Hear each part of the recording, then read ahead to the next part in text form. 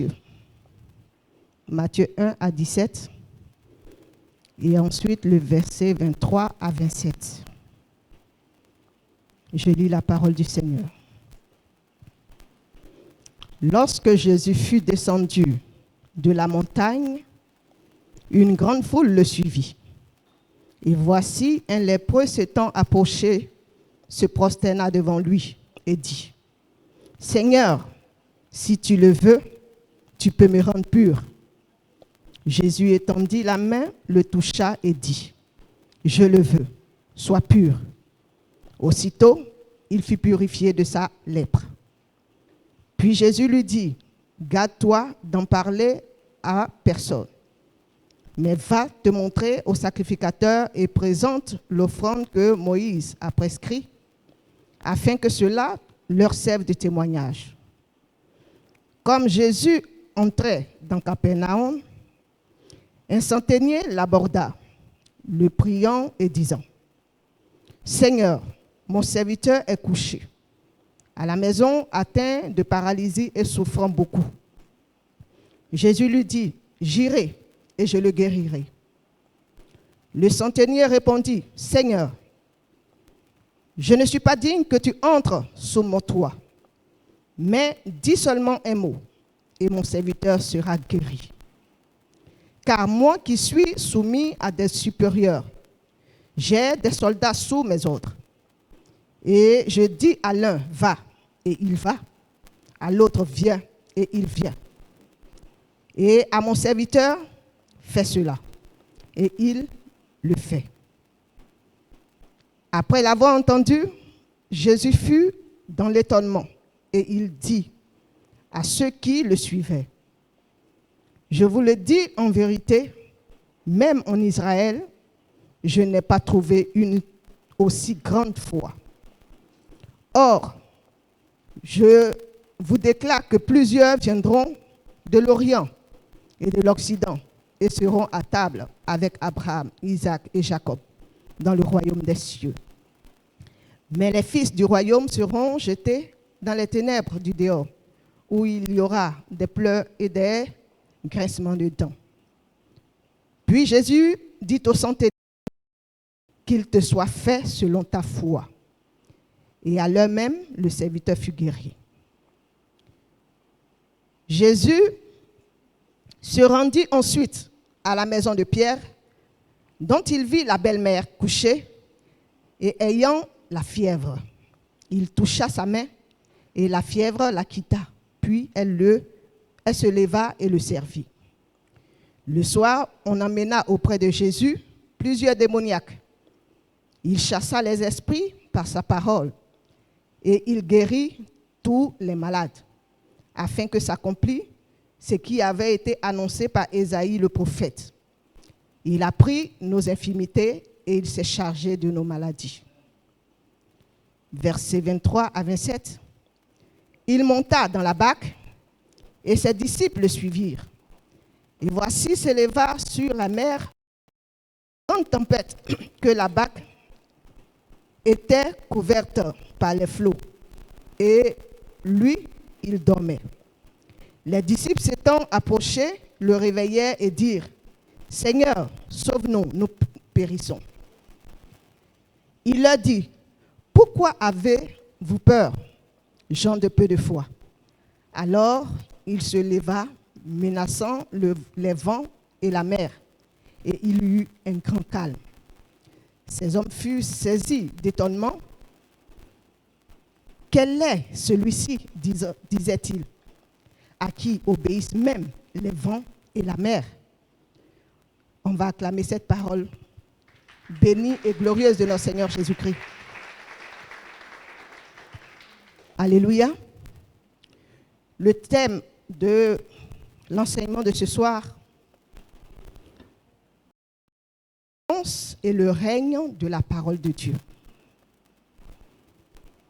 Nous allons être instruits par le Saint-Esprit au sujet de la puissance et le règne de la parole de Dieu dans notre vie. Alléluia. Je bénis le Seigneur pour ce soir, car toutes les circonstances selon Dieu sont bonnes. Car il a dit toutes choses concourent au bien de ceux qui aiment Dieu et qui sont appelés selon ses desseins. Et donc, toi et moi qui sommes ici, nous avons été appelés selon le dessein de Dieu. C'est pour cela que nous sommes ici. Car il y a beaucoup d'appelés, mais il y a peu d'élus. Les élus, c'est ceux-là qui entendent la voix de leur maître, de leur berger, et qui obéissent. Comme toi et moi, nous avons entendu la voix de notre Dieu à cet appel, et nous y sommes. Et donc, selon l'enseignement que le Seigneur veut nous donner sur la connaissance que toi et moi nous devons savoir, sur la puissance et le règne de la parole de Dieu, ici, c'est une série d'événements que le Seigneur Jésus-Christ a accomplis dans la vie de plusieurs gens, de différentes manières, mais qui tournent autour d'un élément clé que le Seigneur va nous révéler.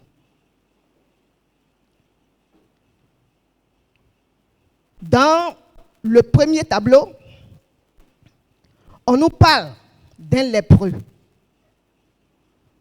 qui est venu à Jésus. Car en Israël, et même jusqu'à aujourd'hui, selon la Torah, ça veut dire le judaïsme, ceux qui n'ont pas encore cru en Jésus-Christ, qui vivent par la loi, pratiquent encore ses œuvres. Car la lèpre était synonyme de malédiction. Quand en Israël, tu contactes la lèpre, automatiquement tu es banni. Tu n'existes plus pour eux. Même un chien est préférable à un lépreux. Seulement qu'ils ne veulent pas se salir les mains pour te tuer. Donc, ils te laissent dans le désert jusqu'à ce que tu meurs et que Dieu t'enterre. Et donc, quiconque était lépreux n'avait plus d'avenir. Comme toi et moi, dans le monde de l'esprit, quand nous ne connaissions pas Jésus, quelle que soit ta beauté ou ta laideur ou ta richesse, soi-disant, ça avait mis cet esprit de lèpre-là sur nos vies. Nous étions anathèmes à Dieu. Parce que quoi? On était du mauvais côté. Mais dans son amour, comme ce lépreux-là, il a entendu parler de Jésus. Jésus passait par là. Car ici, il était à Galilée. Mais bien avant, il était à Capernaum. Il a fait les œuvres de l'esprit. Il a enseigné. Il a donné le sermon sur la béatitude. Heureux celui. Il a donné ses enseignements.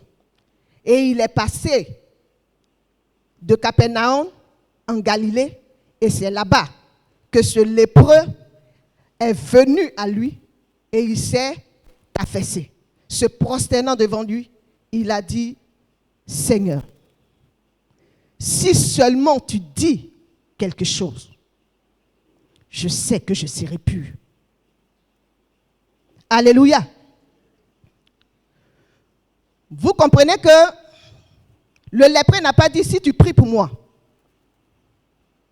Il a dit si tu dis quelque chose, je sais que je serai guéri. Car l'âme de l'Éternel, l'âme de l'Esprit, c'est la parole de Dieu. Et donc, il a compris que Dieu, par Jésus, avait toute l'autorité dans sa bouche pour ordonner, pour réprimander, pour chasser les esprits. Et donc, il a dit, si seulement tu dis un mot, je sais que je serai guéri. Car la Bible dit que Jésus est la parole de Dieu faite chair. Et si nous avons conscience que aujourd'hui, le Seigneur veut nous donner la clé de notre réussite sur la terre et de notre évolution selon le Saint-Esprit, si nous avons conscience que c'est la parole de Dieu qui est la clé que Dieu utilise pour se révéler à nous, toi et moi, cette parole-là nous sera un trésor dans notre cœur.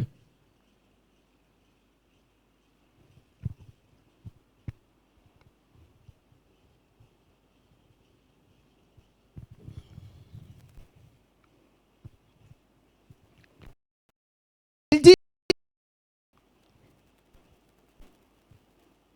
Seigneur, si tu le veux, tu peux me rendre pur. Jésus étendit la main, le toucha et dit, je le veux. C'est parce que Jésus a dit qu'il a été pur. C'est parce que Jésus a ordonné sur sa vie que lui, Dieu, parole faite chair, décide de l'honorer, à le rendre pur, qu'il a été pur. Et dans cet enseignement, je veux ressortir une valeur qui vient dans mon esprit alors que je n'avais pas trop cogité là-dessus. C'est que le Seigneur travaille comme une pièce de monnaie avec la parole et la foi. Le Seigneur travaille dans notre vie, il travaille à notre délivrance avec la foi et de l'autre côté, la parole. Car ce lépreux n'a pas vu se matérialiser à l'œil nu la guérison avant qu'il n'ait cru que c'est Jésus qui est capable de le sauver. Le fondement de sa vie était la foi en Dieu, en Jésus. Et cette foi-là a été accompagnée par la parole de Dieu qui délivre, qui appelle à l'existence ce qui n'existe pas. Car la foi vient de ce qu'on entend. Lui, il a soupiré, comme cette femme qui perdait du sang. Elle a dit, si seulement je puis toucher le pan de sa robe, je sais que je serai guérie. C'est une conviction intrinsèque dans son âme et dans son esprit. Et cette parole-là s'est concrétisée par son action et le Seigneur a validé sa guérison en disant, ta foi t'a sauvé. Alléluia. Donc, dans notre vie de chrétien, de disciple, c'est le fondement de ta foi en Jésus. Et en plus de cela, la valeur intrinsèque que tu as de la parole de Dieu, c'est ce qui va t'amener à croître. Alléluia. Car, voici ce que le Seigneur a dit dans un autre tableau. Ici, il nous a parlé du lépreux. Au verset 5, voici un centenier qui l'aborda dans ses œuvres de bienfaisance. Et il dit, Seigneur, je viens à toi parce que je veux que tu dises seulement un mot.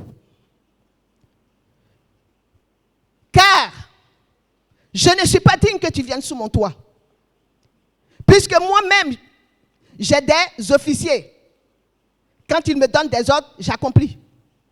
Moi également, sous moi, j'ai des subordonnés. Quand je leur dis, va, ils vont. Quand je dis, viens, ils viennent.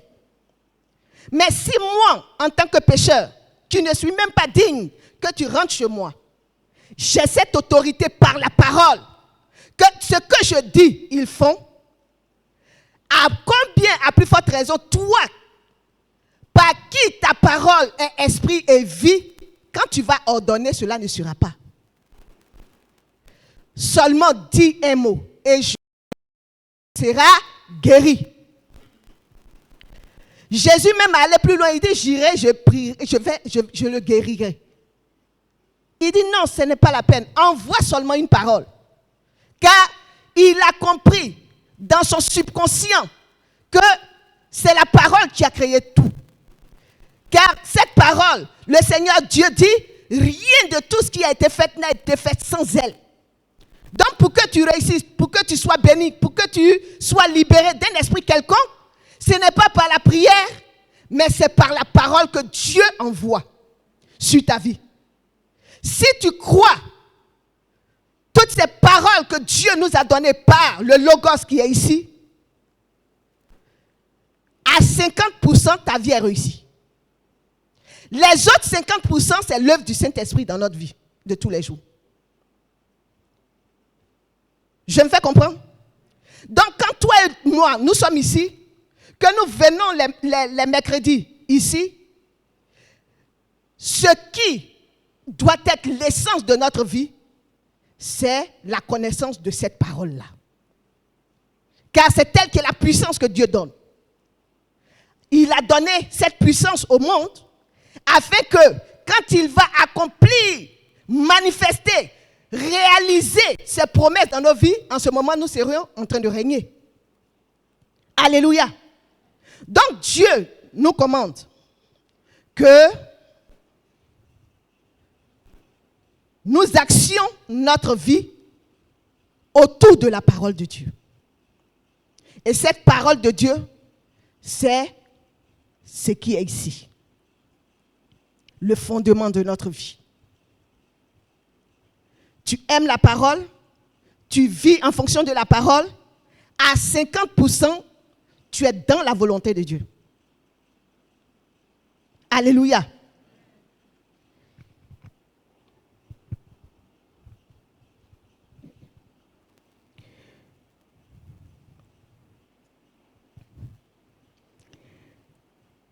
Jésus se rendit ensuite à la maison de Pierre, dont il vit la belle-mère couchée et ayant la fièvre.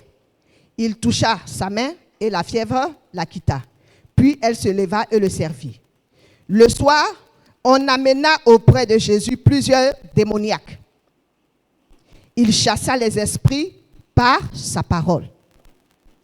On n'a pas dit que le Seigneur imposa les mains et les démons sont partis. Mais ils sont partis par sa parole. Alléluia. Il chassa les esprits par sa parole.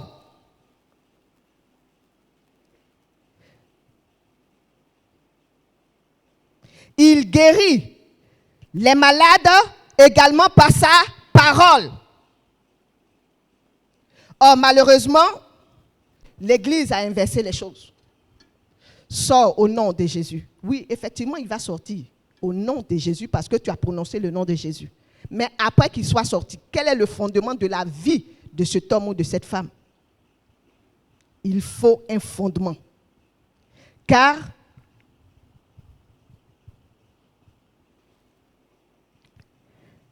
je complète pour dire, dans le verset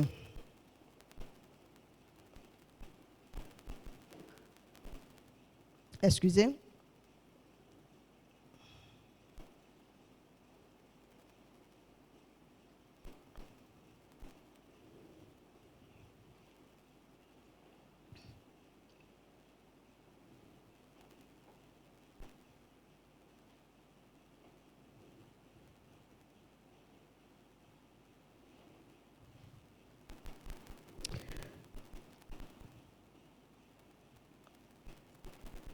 Guérissant les malades par sa parole, afin que s'accomplisse ce qui avait été annoncé par Ésaïe. Il prit nos infirmités et il s'est chargé de nos maladies. Alléluia. Alléluia. Le Seigneur dit, c'est par sa parole qu'il envoie, car il envoie au ciel sa parole afin de guérir les malades. C'est la connaissance de la parole de Dieu qui nous guérit de nos maladies. Quand par le Saint-Esprit, Papa donne des enseignements, quand tu crois en la vérité de la parole de Dieu qui est prêchée, ce que tu entends crée la guérison dans ton âme. Ce que tu entends crée, on peut dire, cette force à déloger les esprits impurs qui t'oppressent. C'est la parole de Dieu qui est le fondement et la puissance dont toi et moi nous avons besoin pour régner sur la terre. Car le Seigneur a dit, mon peuple périt par manque de connaissance. La connaissance par rapport à quoi et à qui? Par rapport à la parole de Dieu et au Saint-Esprit. Si tu connais la parole de Dieu, tu es un homme accompli. Car l'ennemi viendra. Il va rôder. Il va chercher à te détruire. Mais tu pourras lui résister que par la parole. Alléluia. Car il dit au verset 23, il monta dans la barque et ses disciples le suivirent. Et voici, il s'éleva sur la mer une si grande tempête que la barque était couverte par les flots. Et lui, il dormait. Les disciples s'étant approchés, le réveillèrent et dirent, « Seigneur, sauve-nous, nous périssons. » Alléluia.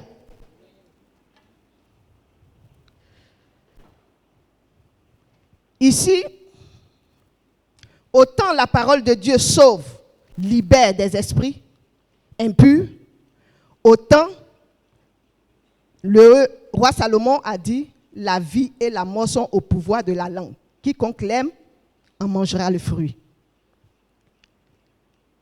Les disciples étaient dans la barque parce que le Seigneur avait souhaité qu'ils aillent à l'autre bord, à Gadara. Sur le chemin, les flots ont commencé à se lever. La tempête a commencé à taper la barque de tous côtés. Et la Bible dit quoi? Jésus dormait. Voici ce que ses disciples vont dire. Maître, s'il te plaît, réveille-toi, car nous périssons. Pourquoi ne pas dire, Maître, réveille-toi, car nous savons que tu es le maître de la vie et que tu es capable de tout. Ce que tu dis va définir ta vie.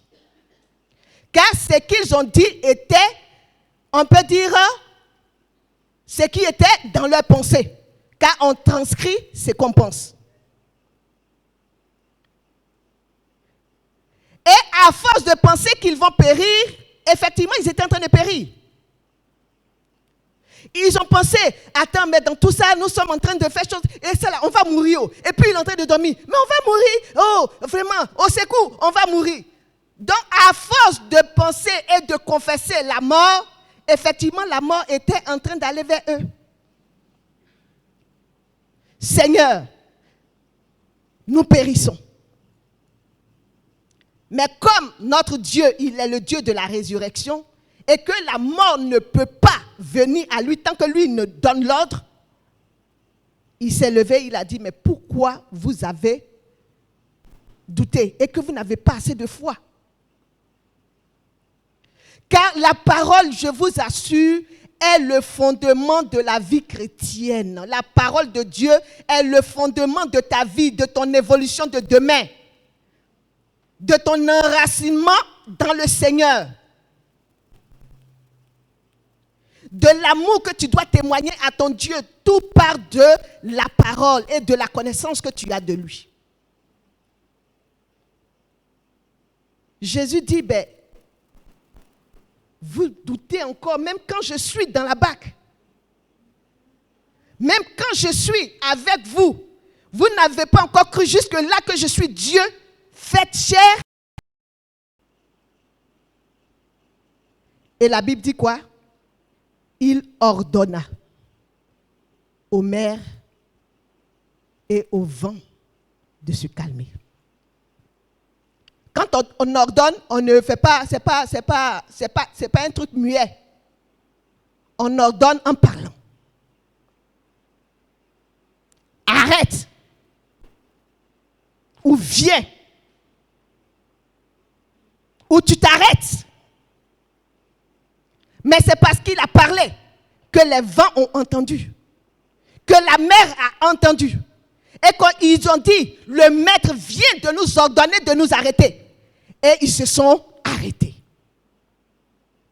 Mais si tu ne connais pas la force de la parole de Dieu pour l'appliquer dans ta vie personnelle, pour vivre en fonction de cette parole dont tu as connaissance, ta vie va vaciller.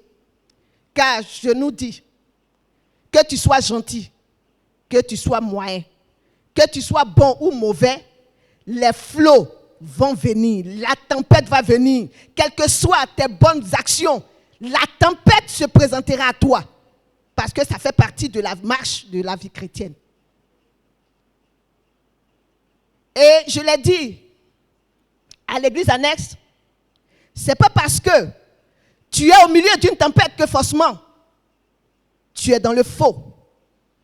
L'épreuve fait partie de la vie du disciple. Car les disciples étaient avec le Seigneur. Jésus était dans la barque et les flots agitaient de toutes parts. Mais il a suffi qu'il leur donne quoi? La parole. Pour que les circonstances s'arrêtent. Pour que les esprits sortent.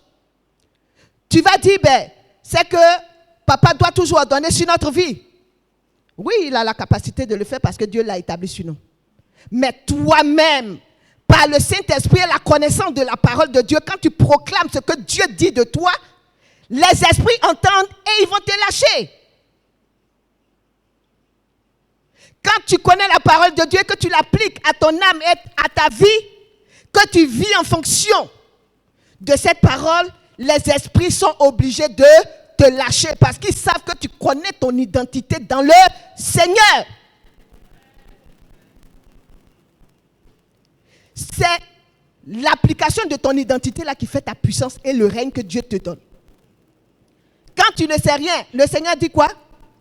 Aussi longtemps que l'héritier c'est celui-là qui doit régner dans la puissance de Dieu.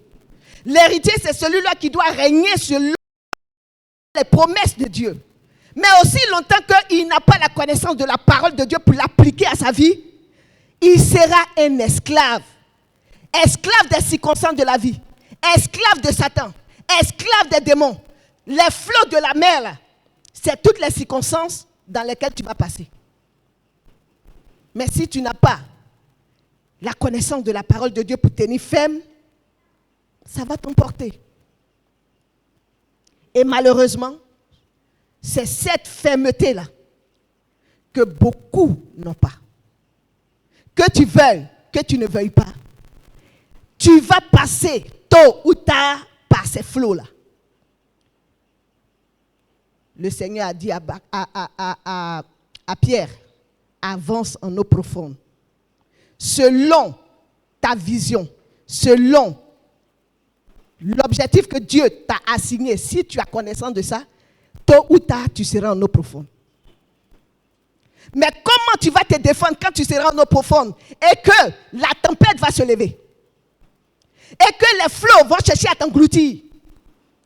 C'est en cela qu'il a dit, quand tu marcheras par le feu ne te brûlera pas. Pourquoi? C'est en fonction de la connaissance que tu as de Dieu, de cette connaissance de la parole que tu appliques à ta vie. C'est ce qui fait que le feu ne va pas te brûler, que les flots ne vont pas te submerger, que les situations de la vie ne vont pas t'engloutir.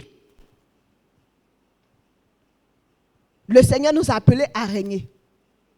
Pas forcément comme le monde voit le règne, mais selon lui, son plan pour nous, pour chacun de nous, à sa façon, pas à l'identique, ou bien pas comme ce que toi tu aurais souhaité, mais il veut nous emmener dans son règne à lui, selon lui, son projet pour nous. Mais pour que tu y arrives, il dit, mon fils, ma fille, ma force, mon épée, c'est la parole de Dieu. Car dans les armes que Dieu nous a données, il dit quoi?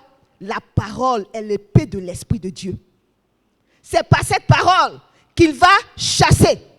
C'est avec cette parole-là qu'il va couper les liens. C'est avec cette parole-là qu'il va te délivrer des liens de la mort. C'est avec cette parole-là qu'il va te libérer des oppressions de l'ennemi, de Satan, des démons. C'est avec cette parole-là qui est l'épée de l'Esprit de Dieu que toi, aujourd'hui, tu vas connaître cette liberté dans l'Esprit. Donc ta vie en dépend. Quand par l'Esprit, Papa nous demande de lisez la Bible, méditez la parole. C'est pour toi de façon personnelle. C'est dans ton intérêt personnel. Car Jésus dit quoi?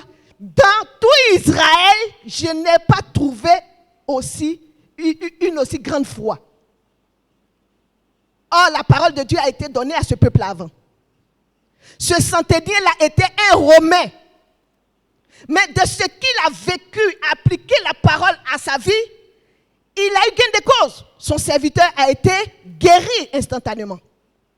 Donc ta vie, la situation par laquelle tu passes, dont moi je ne sais, mais que toi seul tu sais, quelle que soit la prière que papa va adresser, la prière doit être fondée sur la parole de Dieu. Quand elle est fondée sur la parole de Dieu, c'est en cela que Dieu s'appuie sur sa parole pour l'accomplir dans nos vies. Donc la parole est très, très, très importante dans notre vie. Le centenier n'a pas dit, impose-lui les mains et je sais qu'il sera guéri. Il a dit, dis seulement un mot. Parce qu'il a su que l'épée de Dieu, c'est la parole.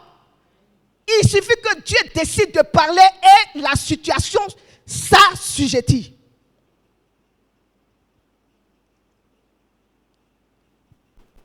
Selon l'Esprit de Dieu, connais la parole afin que Dieu te parle. Que ce soit par la méditation, quand Dieu t'a parlé, sache que le ciel s'ouvre. Tu veux pas. Toute la création fait silence parce que Dieu a parlé. Que Dieu parle.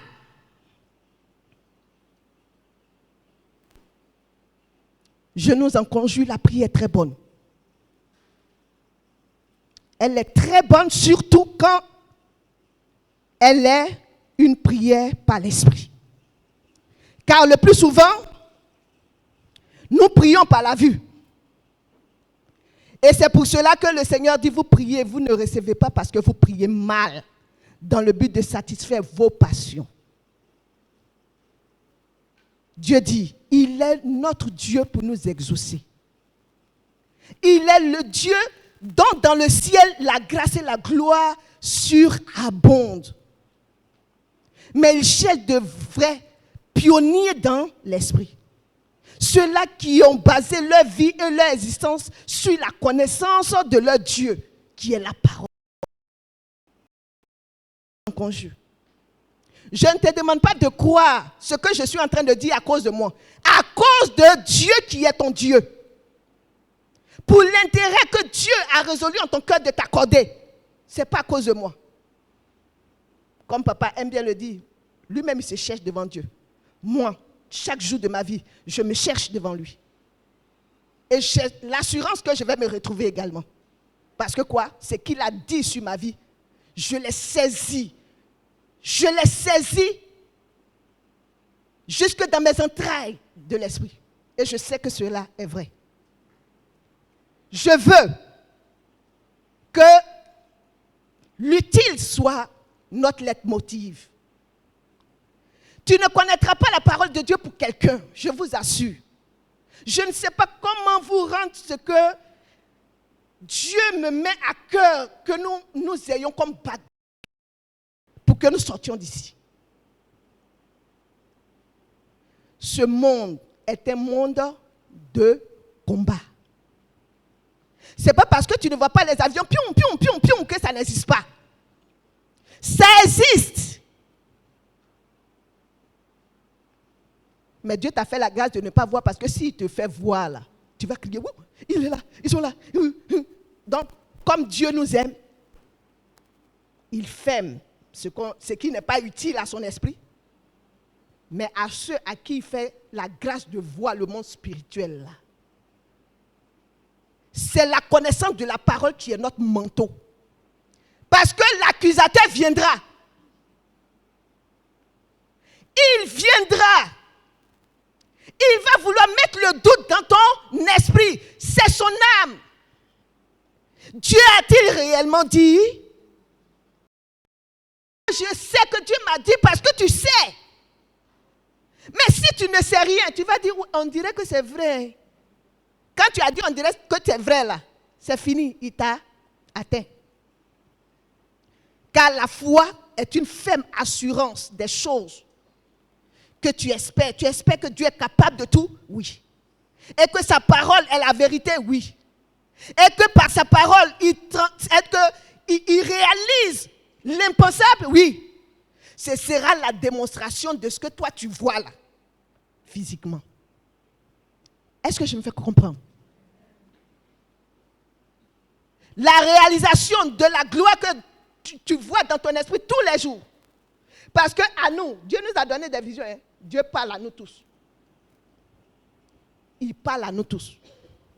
Même quand nous n'étions pas chrétiens, Dieu s'est révélé à nous. Dans les songes, dans des visions, dans des rêves. Le Seigneur parle tantôt d'une manière, tantôt d'une autre. Et c'est parce qu'il t'a parlé dans le monde que tu es venu. C'est ça, non? Tu n'étais pas chrétien. Et puis, voilà. On était là-bas. Et puis, il est descendu dans la boue pour nous parler. Et puis, on l'a cru, on est venu. Le fondement de ta victoire, de toutes les visions que Dieu t'a données, que toi, tu vois, que peut-être moi, je ne vois pas. Ou que Dieu me montre en même temps que toi.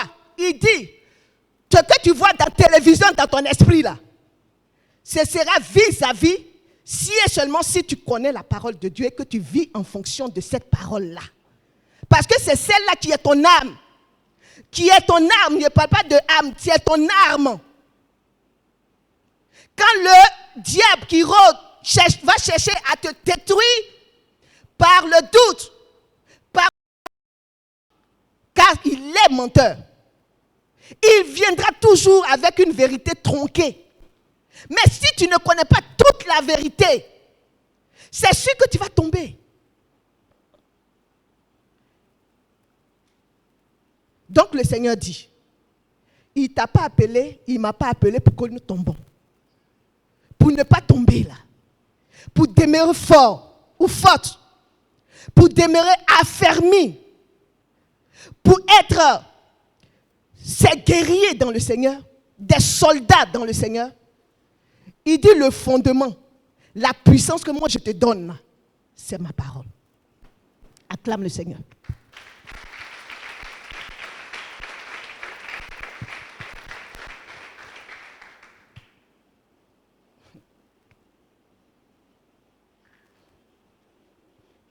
Tu sais pourquoi? La puissance que Dieu te donne est la parole, est sa parole.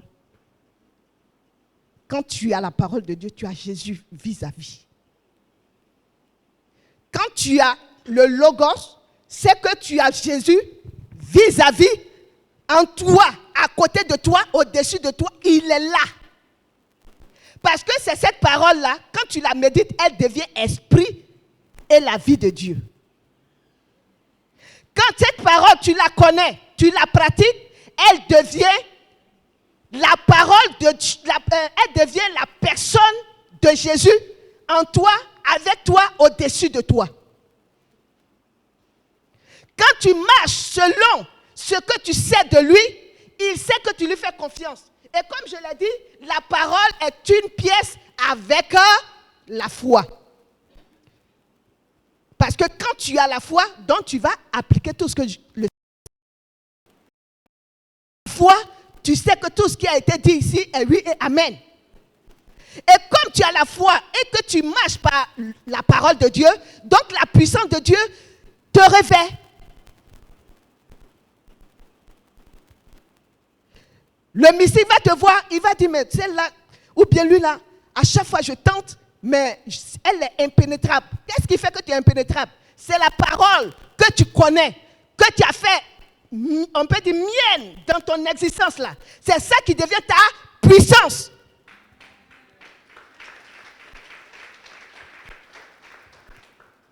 Parce que tu ne peux pas te laisser tromper.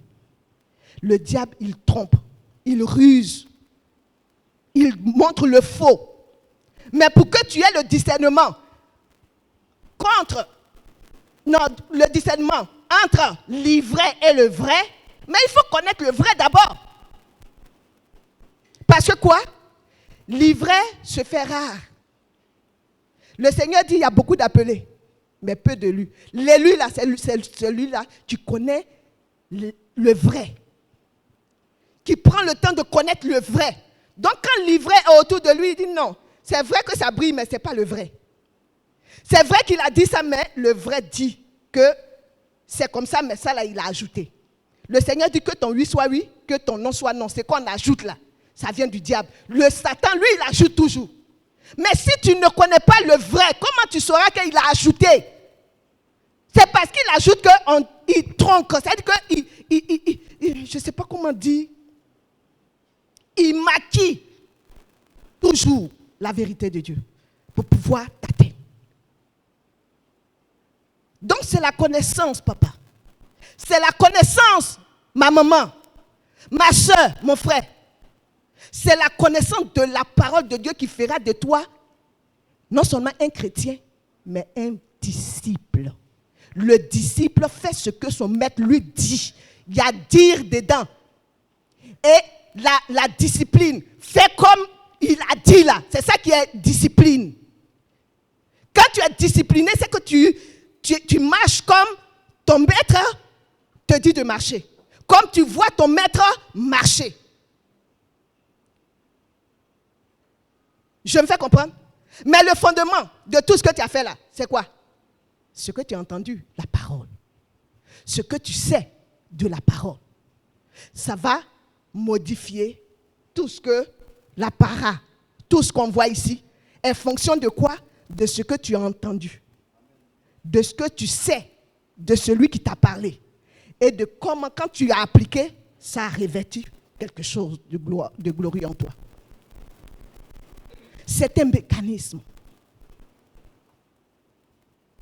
C'est la parole de Dieu qui est le fondement de tout.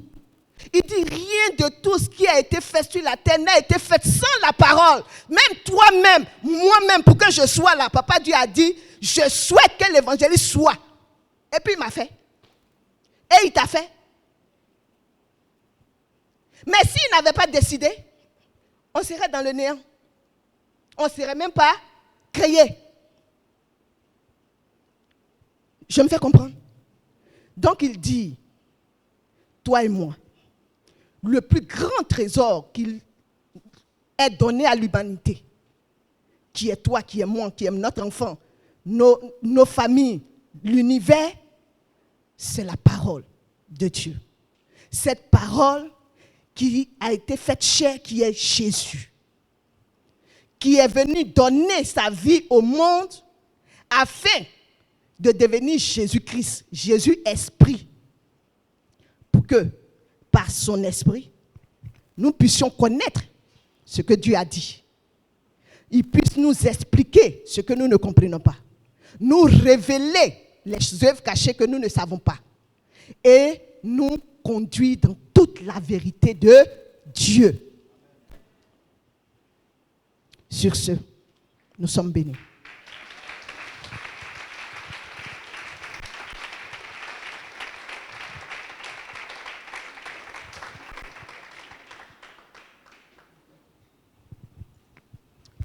Alléluia. Je sais que le Seigneur nous a parlé. Il a dit, toute chose passera. Mais la parole de Dieu ne passera jamais. Non, tu conviens avec moi que c'est le plus grand et le plus gros et le plus beau trésor que Dieu ait donné à l'humanité.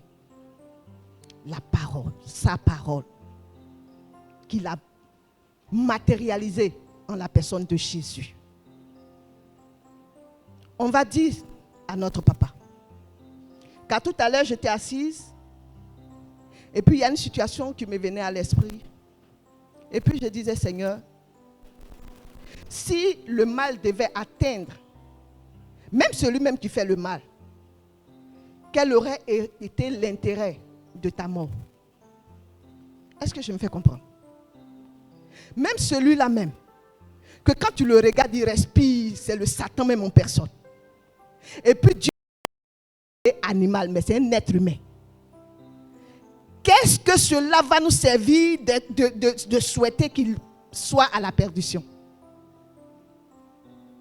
Comparé à ce que Dieu est venu faire pour que toi et moi, que lui aussi soit sauvé.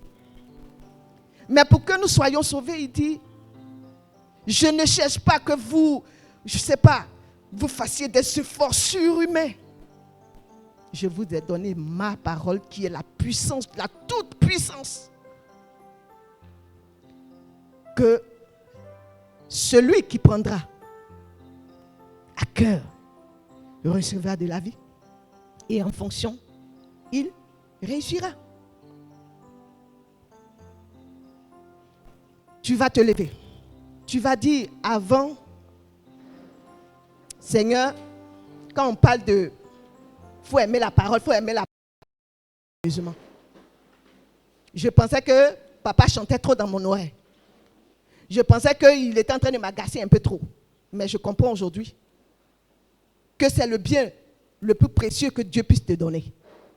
Car ce monde va passer, il va brûler toute la terre que nous connaissons. Mais sa parole ne passera pas parce que c'est lui-même. Il est éternel. Il subsiste à jamais.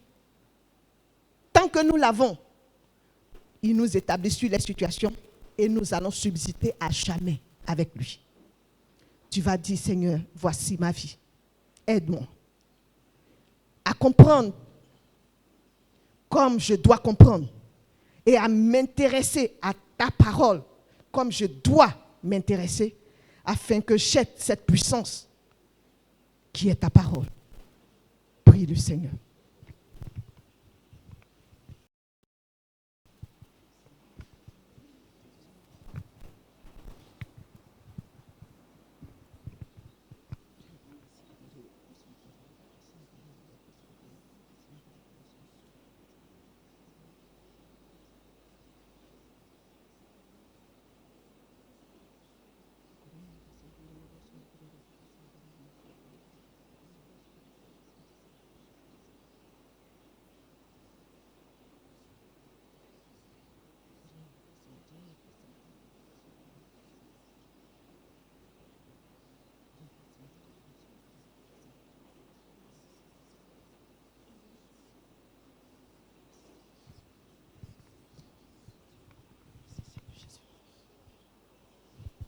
Merci, Papa Jésus-Christ. Merci, Seigneur.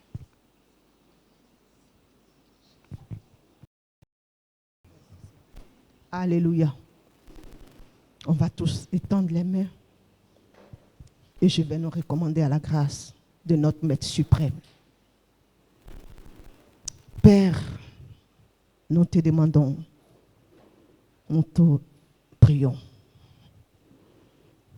Qui sommes-nous, que pouvons-nous accomplir si ce n'est que par ta grâce et par ta parole? Entre tes mains, dans le sang de Jésus, Père, nous plongeons ton Église. Car tu nous as parlé aujourd'hui, nous avons compris que tout tourne autour de toi par ta parole. Et quand nous avons ta parole, nous avons la puissance de régner sur la terre. Nous avons l'autorité d'être au-dessus des situations. Nous avons la puissance que les esprits impurs nous quittent. Que les maladies sortent de notre corps. Nous te disons merci, Papa. Tes enfants et moi, nous venons à tes pieds car nous savons que sans toi, nous ne pouvons rien faire. C'est toi qui produis en nous le faire et le vouloir selon toi, ton bon plaisir. Et ton bon plaisir en ce jour, c'est que nous recherchons ta face par ta connaissance. La connaissance de ta parole que tu as donnée au monde, à l'humanité tout entière. Nous te disons merci. Merci, Seigneur Père, de nous aider comme tu l'as toujours fait, à cause de ta fidélité envers nous, pas parce que nous méritons, mais parce que toi, seul est bon de nous accorder ta capacité tous les jours, afin que nous arrivions à bon port. Nous te disons merci. Merci pour ce soir. Merci pour tes enfants et moi que tu as déjà bénis pour la seule gloire de ton nom. Au nom de Jésus que j'ai prié. Et tout le monde dit Amen. Merci, Seigneur.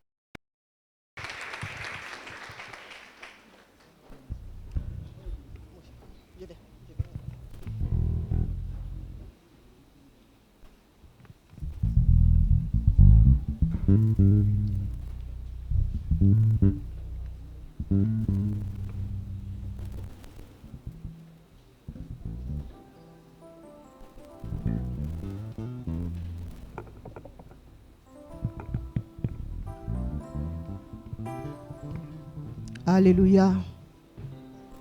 Tu vas prendre ton offrande de ministère et nous allons apporter à Dieu.